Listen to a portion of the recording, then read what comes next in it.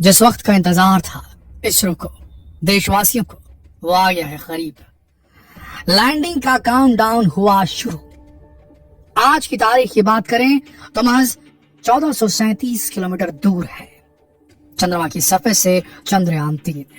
अभी third lunar orbit manoeuvre के बाद 174 का पेरिलियन और 1437 किलोमीटर का एपोल्यून में ये इस ऑर्बिट में चक्कर काट रहा है चंद्रयान-3।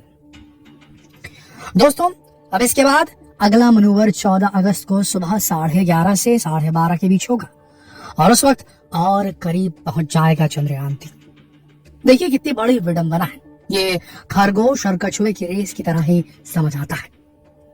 एक तरफ रशियन स्पेस एजेंसी रोसकॉस्मोस का कहना है कि उनका लूना 25 चंद्रयान-3 से पहले या ठीक उसी दिन उतरेगा जिस दिन चंद्रयान-3 सॉफ्ट लैंडिंग अटेम्प्ट करेगा चंद्रमा की सरफेस पर। और यहाँ हमारा चंद्रयान-3 उतरने के एकदम करीब पहुंच चुका है और लूना 25 अब भी खड़ा है रशिया के कॉस्मोड्रोम में। इसे खरगोश और कछुए की रेस ना कहा जाए तो और क्या कहा जाए, आप सोच के देखिए। जिस तरीके से इसरो के वैज्ञानिकों ने कैलकुलेटेड मेजर्स लिए हैं और उनका रीसेंट एक्सपीरियंस है चंद्रयान-2 की लैंडिंग के साथ, उन्होंने खुद डीकोड कर लिया है कि कैसे चंद्रयान-2 की लैंडिंग के वक्त जो समस्याएं आई उन्हें कैसे ओवरकम किया जा सके। उन प्रॉब्लम्स के सोल्यूशन को इन्होंने खोज लिया है।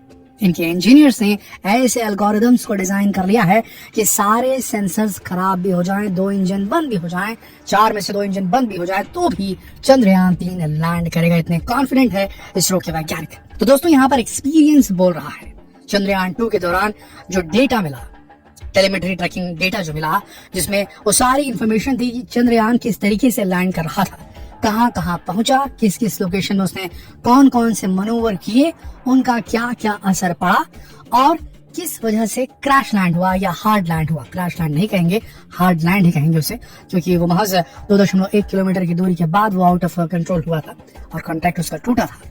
तो कुल मिला के सारा डेटा इनके पास मौजूद है और इनको मालूम है किस तरीके से साउथ पोल पर उतारना है चंद्रमा के फार साइड में एक यान को।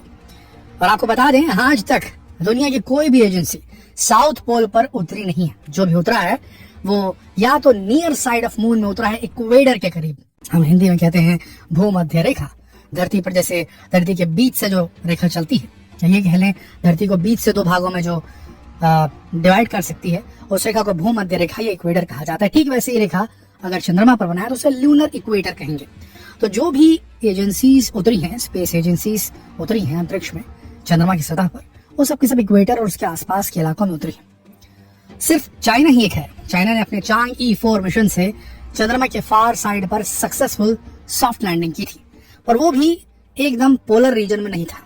ये भारत है जिसने अपने इस एडवेंचर में, इस एंडेवर में चंद्रयान-3 को भेजा और चंद्रयान-2 को भी भेजा था साउथ पोल पर लैंड करने के लिए। वो तो इसरो है जिसने पहली बार इस एडवेंचर को हेड ऑन लिया था, आमने सामने रह करके सीधा एक बड़ा डिसीजन लिया था और साउथ पोल पर चंद्रयान-2 भेजा था।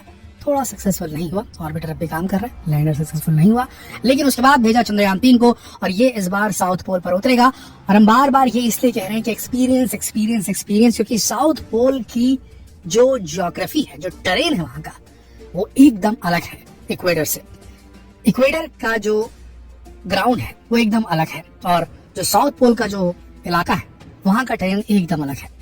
वहां उतरने के लिए अलग ही टेक्नोलॉजी की जरूरत पड़ेगी। वहां नॉर्मल टेक्नोलॉजी से नहीं उतरा जा सकता, क्योंकि वहां पर जो हर्डल अवॉइडेंस मेथड या हर्डल अवॉइडेंस सिस्टम कह लीजिए, हर्डल इन द सेंस रुकावट, उसे डिटेक्ट करना और उसको अवॉइड करना, ये सबसे इंपॉर्टेंट है, क्योंकि वहां बड़े बड़े गड्ढे हैं और वहां पर जो शैडोज हैं वो काफी लंबी बनती है। देखिए, जो इक्वेटर है वहां पर तो सूरज की रोशनी सीधी पड़ती है, तो वहां दिक्कत नहीं होती लूनर डेज के दौरान। और हम जानते हैं कि हमारा जो चंद्रयान-3 है वो लूनर डे की शुरुआत में ही लैंड करने वाला, ताकि उसको 14 दिन मिले। हम सब जानते हैं कि एक लूनर डे जो है वो 14 दिनों का होता है और एक लूनर नाइट जो होती है वो 14 दिनों की होती है। देखिए, वहां पर जो मून है वहां पर 28 दिन का दिन और रात होता है, हमारे यहाँ 24 घंटे में हो जाता है वो चीज। लेकिन दिक्कत ये है कि जिस जगह में उतरने वाले हम साउथ पोल पर, वहां पर शैडोज बहुत लंबी बनती है। जैसे कि हम सुबह उठ करके या शाम में आप देखते हैं सूरज हॉरिजॉन के पास रहता है, यानी कि जस्ट उगा रहता है या जस्ट डूबा रहता है, उस जिस तरीके का दिखता है ना वैसा वहां पूरे टाइम रहता है। वहां कभी भी सूरज सर के ऊपर तक नहीं चढ़ता। वो इलाका ऐसा है, पोलर रीजन में ऐसे ही रहता है, चाहे वो धरती का हो चाहे चंद्रमा का हो। तो इस वजह से वहां पर शैडोज बड़ी लंबी लंबी बनती है। तो एक तो वहां पर लाइट की प्रॉब्लम, अब ऐसा तो है नहीं कि चंद्रयान 3 में बड़े बड़े वहां पर हेडलाइट लगे हुए हैं, उसमें लाइट मारने की सिस्टम लगी हुई है और वहां से लाइट मारेगा और देख के नीचे उतरेगा, वो चांसेस थोड़े से कम है। और वहां बड़े बड़े गड्ढे हैं, एस्टेरॉइड्स, मीटियोरॉइड्स, अलग अलग अंतरिक्षीय पिंडों की मार से वहां बड़े बड़े छेद बने हुए हैं जिनकी गहराई दिखेगी नहीं वहां पर। अब इस जगह के लिए रशिया है नहीं तैयार। रशिया के पास में जरूर होगा बेहतर टेक्नोलॉजी भारत से, बट इस जगह पे उतरने का एक्सपीरियंस नहीं उसे, ये इसरो के पास में। और अब जो है चंद्रयान 3 बेहद करीब पहुंच चुका है। इनका लूना 25 अभी भी खड़ा है लॉन्च होने के लिए, कल लॉन्च होगा अगर हो सका तो, और हम वहां पहुंच गए चांद के एकदम करीब। तो अभी की स्थिति देखी जाए तो लूना को बहुत ज्यादा तकलीफों का सामना करना पड़ सकता है, जबकि चंद्रयान 3 के पास में चंद्रयान 2 का डेटा है, वो सक्सेसफुली अपने आप को उतार लेगा। कैसे होगा ये और कितने करीब है हम? अभी हम 3rd लूनर ऑर्बिट में, 14 अगस्त को एक और मनूवर होगा और करीब पहुंच जाएंगे। उसके बाद 16 अगस्त 17 अगस्त से जो है हमारा जो लैंडर मॉड्यूल है, जिसके अंदर विक्रम लैंडर है और रोवर प्रज्ञान है, वो अलग हो जाएगा और उसके बाद ये चक्कर काटना शुरू करेगा। 100 किलोमीटर के दायरे में आ जाएगा 17 तारीख को और दोनों अलग हो जाएंगे। उसके बाद चक्कर काटना शुरू करेगा।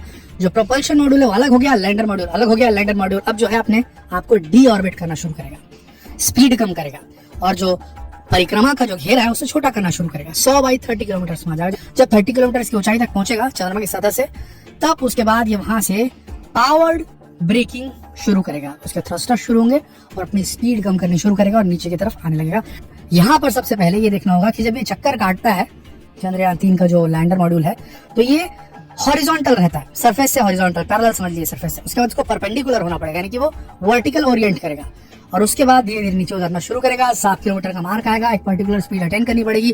5 किलोमीटर का मार्क आएगा सतह से, लूनर सरफेस से, फिर स्पीड और भी कम करनी पड़ेगी। 2 किलोमीटर का मार्क आएगा और अब एकदम स्पीड समझ लीजिए ना के बराबर हो जानी चाहिए।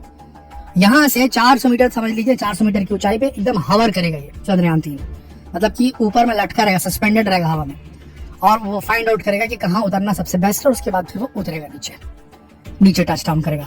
ये जो आखिरी 15 मिनट होंगे वो काफी खतरनाक होंगे, लेकिन हम बेहद करीब पहुंच चुके हैं। काउंट डाउन ऑलमोस्ट शुरू हो चुका है। लूनर 25 अभी निकला भी नहीं है। तो खरगोश और कछुए के हिसाब से, जो स्टोरी उसके हिसाब से अभी तो ऐसा लग रहा है कि चंद्रयान 3 जीतने वाला है। आपको क्या लगता है नीचे कमेंट सेक्शन में लिखकर जरूर बताएं। जितना हो सके इस वीडियो को शेयर करें, फेसबुक पर, व्हाट्सएप पर, यूट्यूब पर। चल मिलते हैं आपसे अगली वीडियो में, तब तक के लिए आप सबका इस वीडियो के अंत तक बने रहने के लिए दिल से धन्यवाद।